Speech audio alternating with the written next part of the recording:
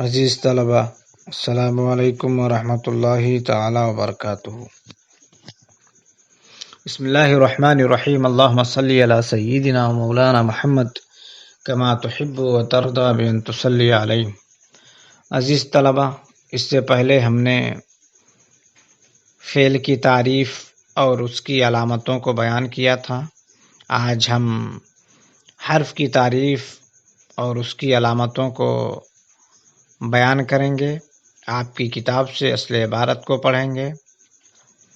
آپ ترجمہ، عبارت اور مفہوم کو سمجھنے کی کوشش کریں اور اسے اپنے ذہن میں محفوظ کر لیں۔ سننے کے بعد اگر کسی قسم کی کوئی پریشانی لاحق ہو تو براہ راست رابطہ کریں، انشاءاللہ اس کا حل پیش کر دیا جائے گا۔ المبحث الثالث، تیسری بحث، الحرف، حرف کی ہے، حرف کے متعلق ہے، حرف کے بارے میں ہے۔ حرف کی تعریف کرتے ہوئے بیان کرتے ہیں، الحرف ہوا کلمۃ تدل علی معنی فی غیرہا۔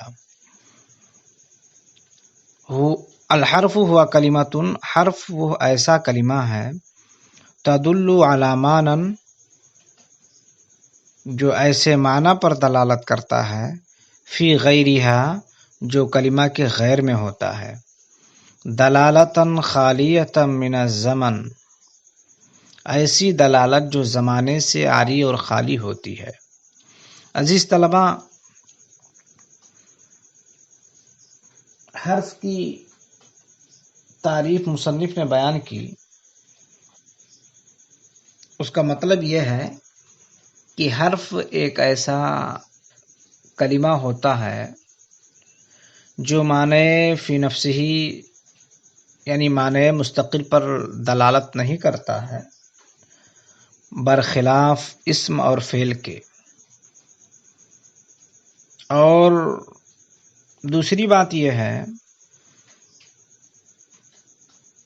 کہ حرف جو ہوتا ہے یہ ماضی، حال، مستقبل، یہ جو تینوں زمانے ہیں، ان تینوں زمانوں میں سے کسی کے ساتھ بھی ملا ہوا نہیں ہوتا ہے۔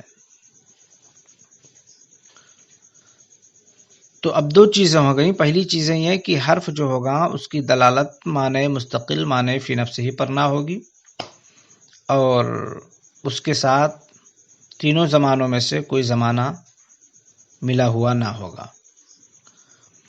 حرف کی علامتیں بیان کرتے ہوئے فرماتے ہیں، الحرف لا يقبل شيئا من علامات الاسم والفعل۔ قبیلہ یقبل باب سمیہ اسموں سے بمعنی قبول کرنا۔ الحرف لا يقبل شيئا من علامات الاسم والفعل، حرف اسم اور فعل کی علامتوں میں سے کسی کو قبول نہیں کرتا ہے۔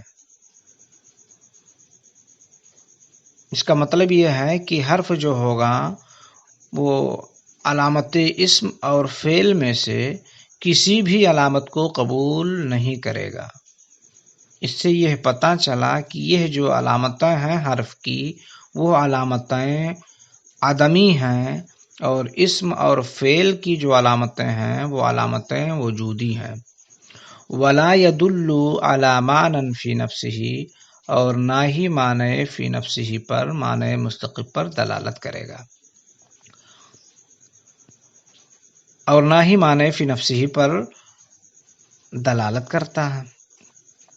وَإِنَّمَا تَكُونُ دَلَالَتُهُ عَلَى مَعنًى فِي غَيْرِهِ بَعْدَ أَن يَكُونَ فِي جُمْلَةٍ، اور اس کی دلالت معنی فی غیرہ پر ہوتی ہے بعد ان یکون فی جملۃ، کسی جملہ میں ہونے کے بعد۔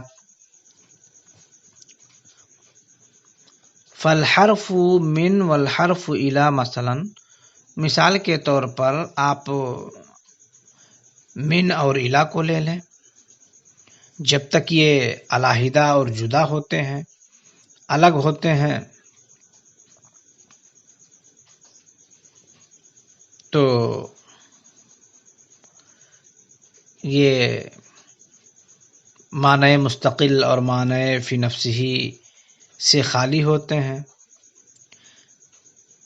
مصنف فرماتے ہیں فالحرف من والحرف الی، پس حرف من اور حرف الی مثال کے طور پر لیس لہما ای معنی ما دام منفردین، ان دونوں کا کوئی بھی معنی نہیں ہے جب تک کہ یہ دونوں علیحدہ ہوں، جدا ہوں۔ فَإِنْ كَانَ فِي جُمْلَةٍ، پس اگر یہ دونوں یعنی من اور الی اگر جملے میں استعمال ہو جائیں، جملے میں ہوں، جیسے قرأت الکتاب من اولہ الی الصفحۃ العاشرہ، میں نے کتاب کو شروع سے 10 صفحے تک پڑھا۔ دلت من حینئذ علی ابتداء فعل القراءۃ و الی علی انتہائہ، تو اس وقت حرف من نے فعل قراءت کی ابتدا پر دلالت کی اور الی نے فعل قراءت کی انتہا پر دلالت کی۔ یعنی مطلب یہ ہے کہ من جب علیحدہ تھا تو ان دونوں کا کوئی معنی نہیں تھا، لیکن جب ان دونوں کو ایک جملے میں استعمال کیا گیا تو ان دونوں کا ایک معنی ہو گیا، یعنی من کی دلالت فعل کے فعل قراءت کے یعنی پڑھنے کا جو فعل ہے اس کی ابتدا کو بتایا اور الی نے انتہا کو بتایا۔ عزیز طلبہ، حرف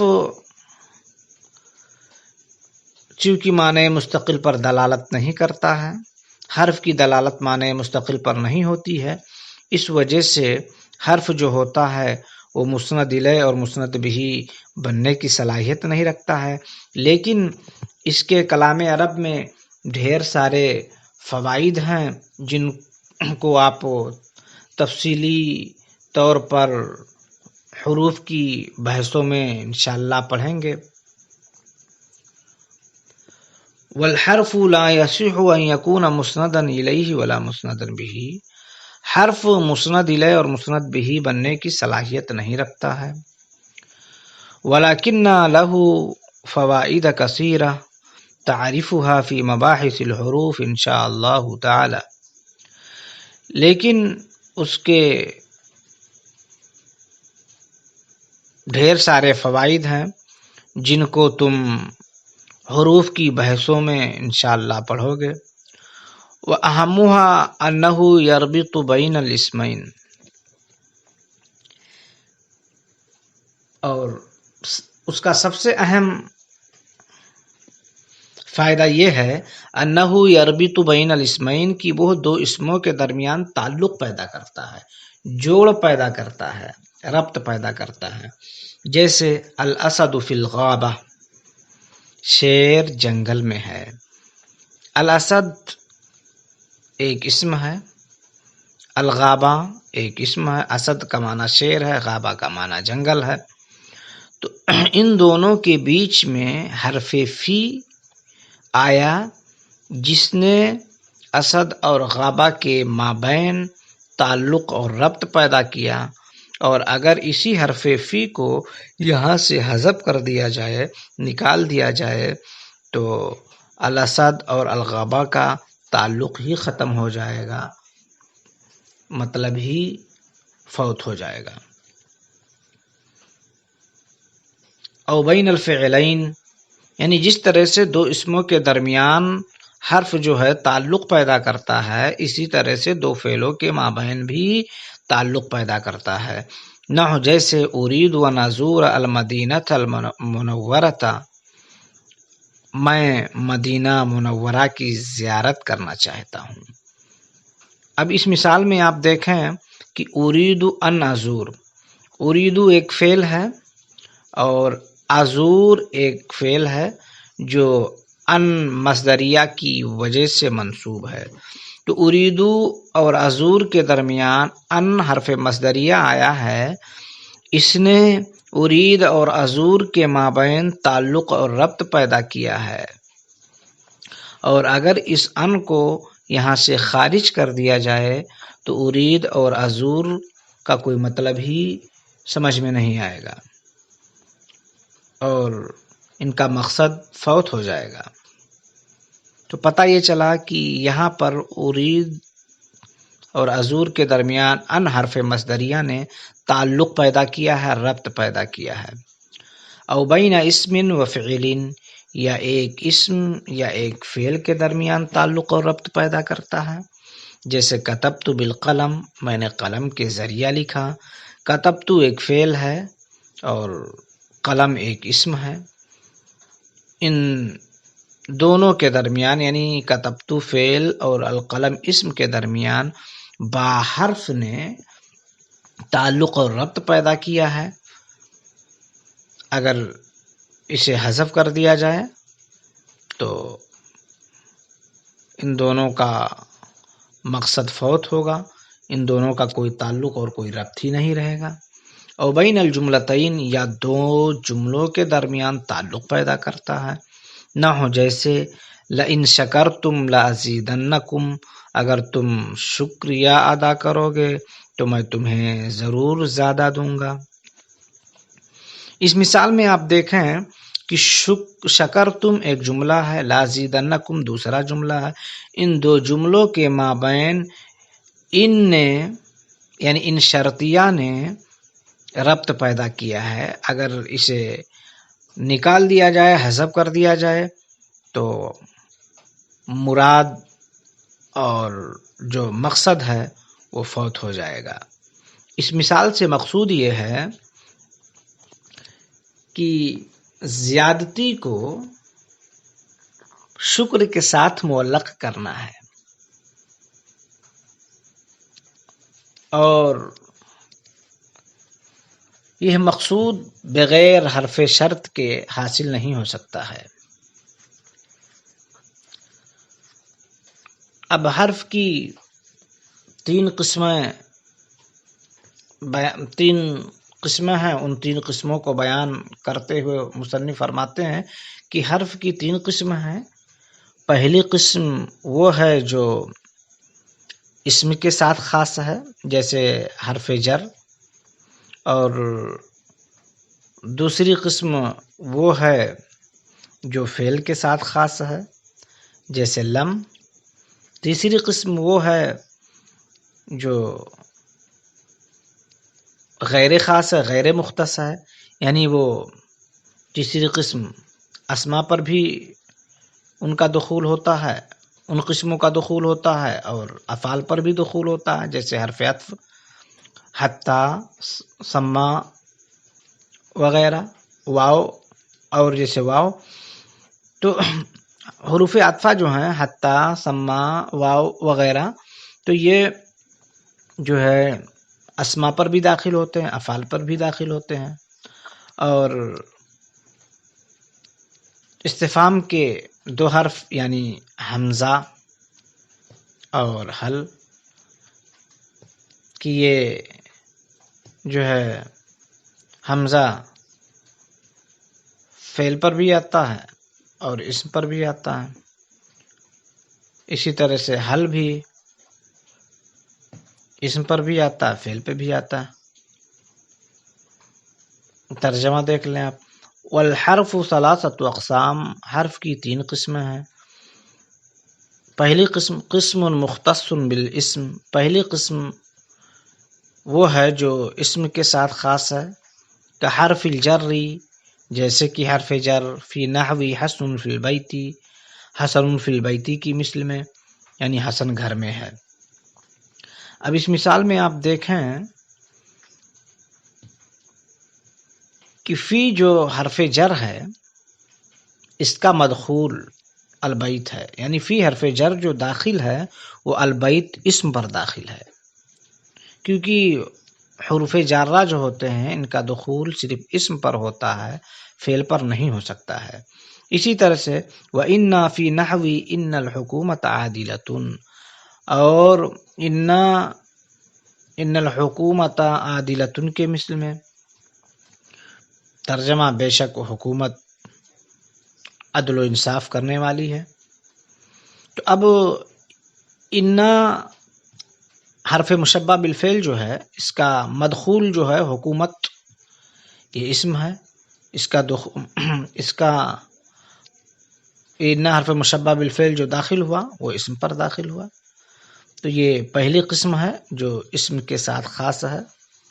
دوسری قسم وہ ہے قسم مختص بالفعل. دوسری قسم وہ ہے جو فعل کے ساتھ خاص ہے. کلم، جیسے کہ لم، فی نحو لم اقرا صحیفۃ ھذا اليوم، جیسے کہ لم اقرا صحیفۃ ھذا اليوم کے مثل میں. تو اب اس مثال میں آپ دیکھیں کہ لم کا جو مدخول ہے اقرا وہ فعل ہے. تو دوسری قسم جو فعل کے ساتھ خاص ہے تو لم کا مدخول جو ہوگا وہ فعل ہوگا. تیسری قسم غیر مختص ہے، یعنی وہ کسی کے ساتھ خاص نہیں ہے، یعنی فعل اور اسم دونوں پر وہ ان کا دخول ہوتا ہے. وَهُوَ الَّذِي يَدْخُلُ عَلَى الْأَسْمَاءِ وَالْأَفْعَالِ، اور وہ یعنی تیسری قسم جو غیر مختص ہے وہ داخل ہوتی ہے اسماء اور افعال دونوں پر. کا حروف العطف و حرف الاستفہام، جیسے کہ حروف عطف و حرف الاستفہام اور استفہام کے دونوں حرف، جیسے اشتریت قلما و کراسۃ وجاء الشرطی و قبض علی اللص. اشتریت قلما و کراسۃ، میں نے قلم اور کاپی خریدی. تو اس مثال میں آپ دیکھیں کہ واو و کراستن میں واو حرف عطف جو ہے یہ کراستن اسم پر داخل ہے. وجاء الشرطی و قبض اللص، پولیس آئی اور اس نے چور کو اریسٹ اور گرفتار کر لیا. اس مثال میں واو و قبض اللص، واو کا جو مدخول ہے قبضہ وہ فعل ہے، یعنی واو جو داخل ہے وہ فعل پر داخل ہے. استفہام کے دونوں حرف کی مثال دیتے ہوئے بیان فرماتے ہیں رجع حسن، کیا حسن واپس ہوا، لوٹا. تو یہاں پر آپ دیکھیں کہ حرف حمزہ جو ہے یہ فعل پر داخل ہے. وَهَلْ أَنْتَ مُذَاكِرٌ، کیا تو مذاکرہ کرنے والا ہے، تکرار کرنے والا ہے، یاد کرنے والا ہے. تو یہاں پر حل جو استفہام ہے وہ انتا ضمیر اسم پر داخل ہے. السلام علیکم ورحمۃ اللہ تعالی وبرکاتہ.